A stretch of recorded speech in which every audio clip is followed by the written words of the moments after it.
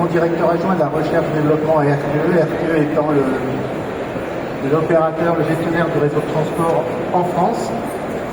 Donc, afin de situer notre mission et après pourquoi c'est moi qui interviens aujourd'hui sur ce sujet, d'abord un rappel qu'en France, nous avons la chance d'avoir un seul transporteur qui a le monopole de la transmission sur la France métropolitaine.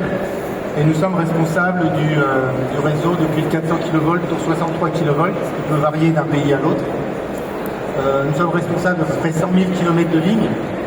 Si on incluait la distribution en France, il y a à peu près 1 600 000 km de réseau, 2600 postes, et nous sommes en charge des interconnexions avec les pays voisins, dont l'Allemagne. Les missions classiques d'un transporteur sont les mêmes partout dans le monde. C'est d'une part assurer le fameux équilibre entre la production et la demande, qui garantit le maintien de la fréquence, et puis l'exploitation au quotidien du système pour éviter qu'en fait il y ait des grands incidents, et si des grands incidents devaient se produire, en limiter l'impact. Mais en fait, si j'interviens aujourd'hui, c'est surtout sur notre rôle qui est particulier en France. Nous avons un rôle qui nous a été dévolu à l'origine, qui est d'être le conseil officiel du gouvernement en termes de prospective énergétique. C'est-à-dire le gouvernement et l'Europe souhaitent arriver à la neutralité carbone en 2050 ou 2045. J'ai noté qu'il y avait des ambitions encore plus marquées. La question, c'est comment y arriver. Donc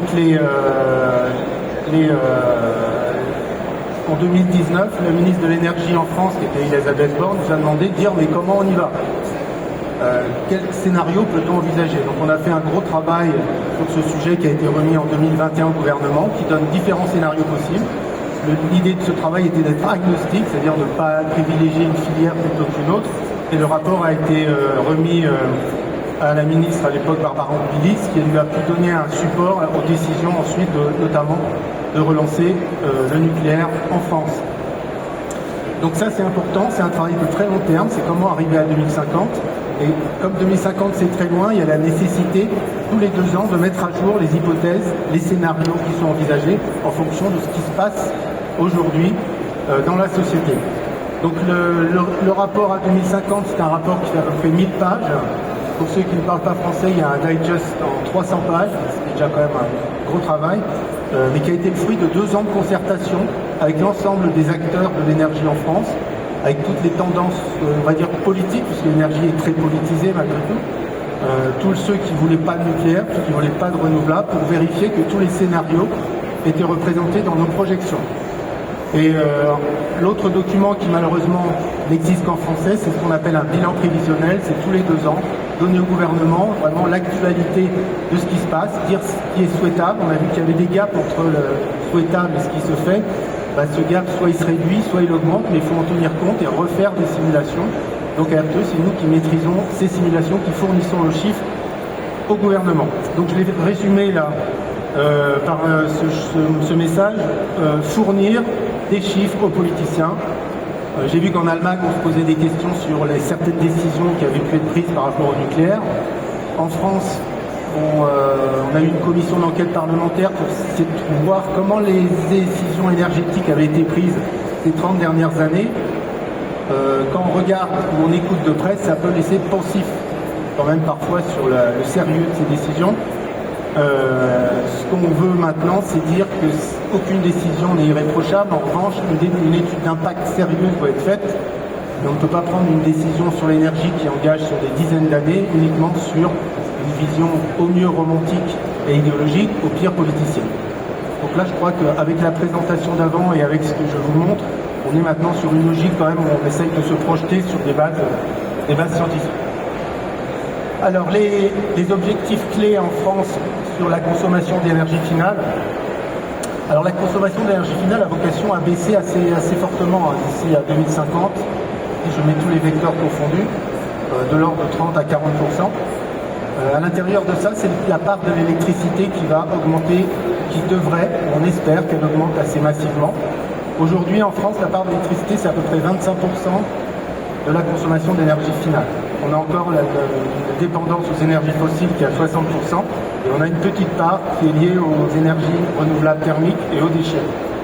Le passage qu'on a identifié en 2035, on aimerait voir arriver, même si ça va être compliqué comme on va le voir, c'est une part d'électricité qui monte à 40 ou 45%, la part d'énergie fossile qui descend autour de 30%, et puis, comme vous le voyez, une part liée à du gaz, on va appeler du gaz décarboné, du gaz vert, et on a distingué l'hydrogène du reste, parce que l'hydrogène, peut-être, il y a peut-être des disparités, ou un moindre optimisme en France pour l'hydrogène qu'en Allemagne, la part est plus minime.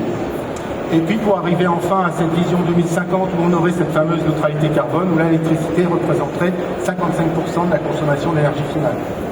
55% de l'énergie finale, ça veut dire plus 30% de production par rapport à aujourd'hui quand même, en absolu. Donc ça c'est le cadre général. Après, quelle est la réalité? Donc on a des ambitions qui sont nobles, quelle est la réalité? Donc comme je vous l'ai dit, en France, RTE met à jour tous les 2 ans ses trajectoires et on a fait un update de cette vision en décembre 2025. Donc on a scénarisé les avenirs possibles, on a essayé de ne pas être trop compliqué, d'avoir juste 2 scénarios. Un premier scénario qui est une décarbonation lente, c'est-à-dire que les objectifs ne sont pas atteints. La consommation française, l'électrification de la consommation française ne remplit pas les objectifs. On a un contexte économique qui est compliqué avec une croissance juste de 0%, 0,6% du PIB par an. Et l'industrie, finalement, ne croit pas autant qu'on aimerait qu'elle le fasse par rapport à aujourd'hui. Et puis on a un autre scénario, on l'a mis en vert, a priori c'est le scénario souhaitable. Donc c'est la décarbonation rapide, donc avec des objectifs qui sont atteints, on remplit les objectifs de Fit for 55, on a un contexte économique qui est plus positif, avec une croissance plus marquée, et on a une industrie qui se redéveloppe en France. Ce qui veut dire que vous voyez que cette trajectoire en jaune, vous avez l'historique, on voit que l'historique ne marque pas une inflexion majeure à la hausse depuis quelques années, on était déjà sur une tendance assez flat entre 2010 et 2020, après il y a eu le Covid, vous voyez cette baisse, et aujourd'hui nous ne sommes pas encore revenus en France à la consommation d'avant Covid. Néanmoins, on reste optimiste, et donc on trace des projections de décarbonation avec la lente et la rapide, et vous voyez la différence de projection sur ces 2 trajectoires, mais qui marque, et ça rejoint la présentation précédente, quand même une rupture par rapport à ce qu'on a connu depuis les années 2010. Alors, sur les différents... on a bien présenté la définition de l'analyse sectorielle, une approche qualitative déjà sur les différents secteurs tels qu'on les envisage. Donc là, il y aura des chiffres après, mais déjà sur une approche qualitative. Dans les bâtiments, aujourd'hui, en France, je ne sais pas si c'est le cas dans d'autres pays, notamment en Allemagne, mais le chauffage est largement basé sur des énergies fossiles. D'ici à 2030, donc là on se focalise sur 2030, le passage aux pompes à chaleur ne va pas avoir un impact énorme sur la consommation d'électrique. Là, c'est un jugement qualitatif. Après, on verra ce que ça donne d'un point de vue quantitatif. Sur les transports, c'est une réalité aujourd'hui qu'il y a de plus en plus de ventes de véhicules électriques, mais ça a un effet très faible sur la consommation. Et après, c'est une réserve qu'on va mettre sur beaucoup de sujets. Tout dépend du cadre régulatoire, du politique, la manière dont tu vas souhaiter accompagner. On a parlé des transports, ça peut être sur d'autres secteurs aussi, les décisions, les cadres politiques, ça peut être sur la rénovation énergétique des bâtiments. Nos hypothèses, nos scénarios vont aussi intégrer aussi des risques liés à des changements de décision du pouvoir politique. Et sur le changement sur le véhicule lourd, c'est qu'il y a encore quelques années, on pensait que l'hydrogène allait être un vecteur important, et aujourd'hui, le constat qu'on fait, c'est qu'on va plutôt converger sur une solution purement électrique. L'hydrogène, comme je l'ai dit, on va rester prudent. Ça a été rappelé sur la compétitivité qui est médiocre aujourd'hui sur l'hydrogène, avec peut-être après un débat sur est-ce qu'il vaut mieux que ça soit plus cher mais ne pas dépendre de l'hydrogène importé. Mais aujourd'hui on considère que ce n'est pas un levier important, en tout cas à l'horizon 2030. C'est des choses qu'on avait déjà pu dire dans nos rapports précédents. Sur l'industrie, on a beaucoup de projets. Ça, c'est quand même une constante. On est opérateur de réseau. Si on a des tas de gens qui disent vouloir s'électrifier, on a des tas de gens qui veulent connecter au réseau. En revanche, la concrétisation de ces projets, elle est quand même pas très très forte. Donc, on a une bonne nouvelle là, très récemment, c'est ArcelorMittal en France qui a décidé d'investir 1,4 milliard d'euros pour l'électrification d'un four dans le nord de la France. Notre président Emmanuel Macron y a été pour l'occasion. Néanmoins, c'est vrai que les projets, les ambitions d'électrification comme ça, même si elles sont affichées, tardent à se réaliser. Après, on invoque un contexte macroéconomique, il va y avoir des conditions sur le maintien de l'industrie en Europe, sur des calculs savants de carbone aux frontières pour préserver notre compétitivité, etc., etc. Mais il y a une bonne intention, mais le passage à l'acte reste à prouver. Et après, les data centers, donc c'est partie des acteurs qui multiplient les demandes de connexion au réseau.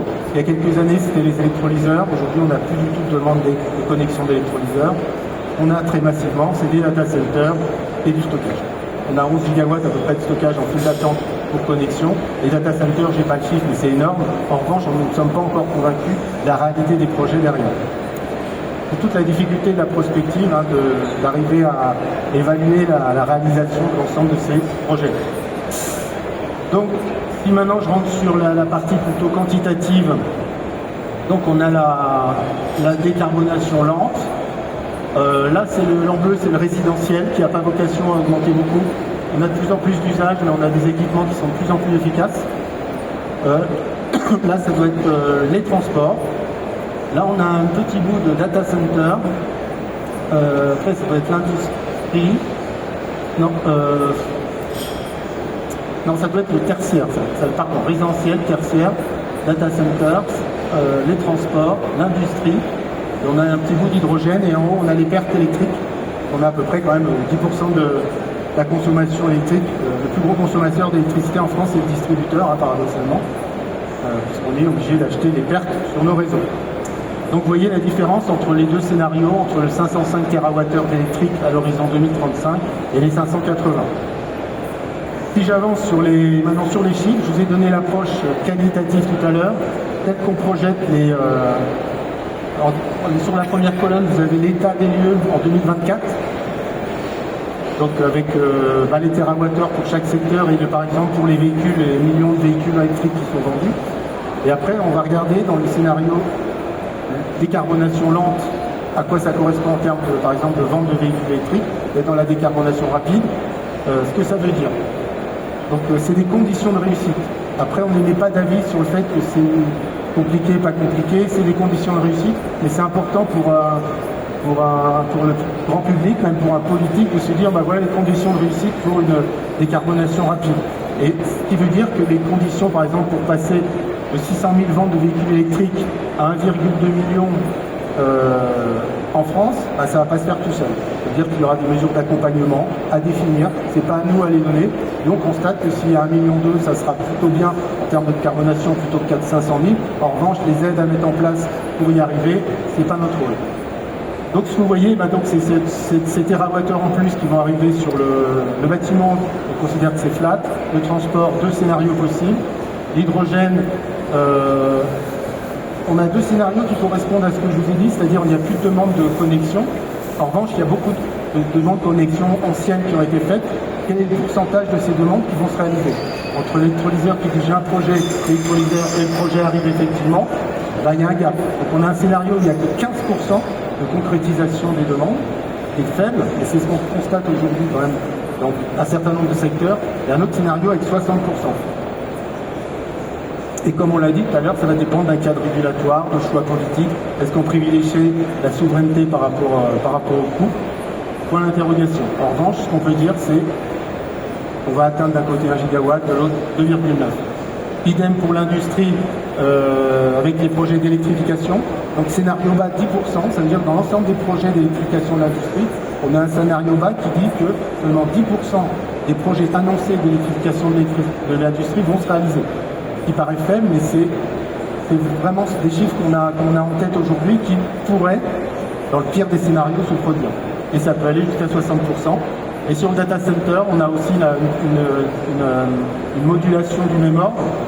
On croule sous les demandes de data center, qui va nous obliger d'ailleurs à revoir un certain nombre de règles, parce qu'on était dans des règles où c'était le premier arrivé, premier servi. Et on cherche à faire évoluer aujourd'hui les règles de raccordement en France, et je crois que c'est une question à l'échelle européenne.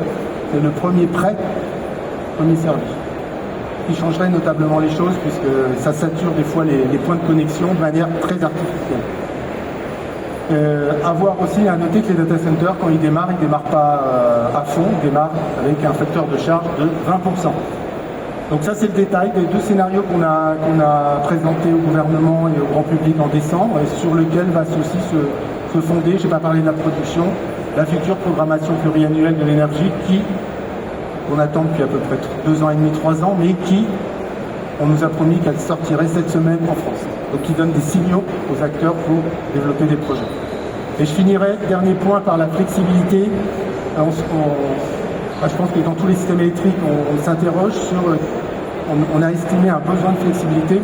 En revanche, ce n'est pas à nous, à RTE, de dire quel est le meilleur moyen de flexibilité. On va avoir un portefeuille de flexibilité qui va inclure de la flexibilité de la consommation, qui va inclure du stockage et qui peut inclure de la modulation par la production thermique. En revanche, quelle sera la solution, qui va gagner, entre guillemets, quel sera le résultat final, on ne sait pas. Donc pour la consommation, la flexibilité de la consommation, on a 2 grands scénarios. Un scénario dit médian, on considère qu'il y a 6,5 gigawatts de la consommation qui est flexible, donc on peut bouger, moduler, déplacer dans le temps. 70% des véhicules électriques qui sont pilotables, idem pour les électrolyseurs. On a parlé de la flexibilité des électrolyseurs, point d'interrogation aujourd'hui. Alors qu'on aille plus loin, est-ce que les data centers sont aussi flexibles? Point d'interrogation. Et puis on a une configuration haute où on va encore plus loin sur la flexibilité de la consommation. On a des scénarios avec plus ou moins de batteries qui pourraient remplir ce rôle. Vous savez qu'en Californie, aujourd'hui, le premier moyen de production à 19h, c'est les batteries. Ils stockent le soleil l'après-midi et le déstockent à 19h. Est-ce que c'est l'idéal? Je ne sais pas. C'est peut-être ça la solution in fine technologique. En tout cas, ça fait le job, comme on dit en bon français. Et puis, le complément qui peut être de la production thermique. Alors ce qui est intéressant, je ne vais pas rentrer dans le détail de ce tableau, et en gros, c'est plus on a de stockage, moins on a besoin de production thermique, mais dans un rapport où pour plus 5 gigawatts de stockage, on aurait besoin de 0,5 gigawatts de production thermique. Donc le service rendu n'est pas forcément le même à gigawatt équivalent. Et on voit que si on va vers une configuration haute de la modulation de la consommation, on peut ne plus avoir besoin de stockage pour cette flexibilité. Donc nous, à RTE, dans notre logique de service public, on considère que le plus économique, c'est de développer cette flexibilité de la consommation. En revanche, on n'est pas décideur pour dire que ça va réussir. C'est très compliqué. On essaye de pousser des initiatives, mais il y a beaucoup d'acteurs et c'est compliqué à mettre en place, alors que la solution stockage est beaucoup plus simple à mettre en œuvre. Voilà, c'est aujourd'hui ce qui apparaît dans notre rapport qui est sorti en décembre. Donc vous pourrez retrouver sur notre site alors qui est qu'en français malheureusement pour cet exercice. Merci.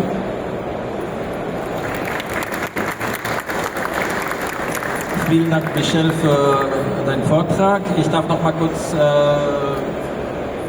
ganz gerne dranbleiben.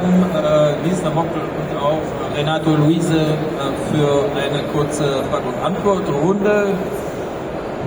Gibt es Klärungsbedarf im Publikum?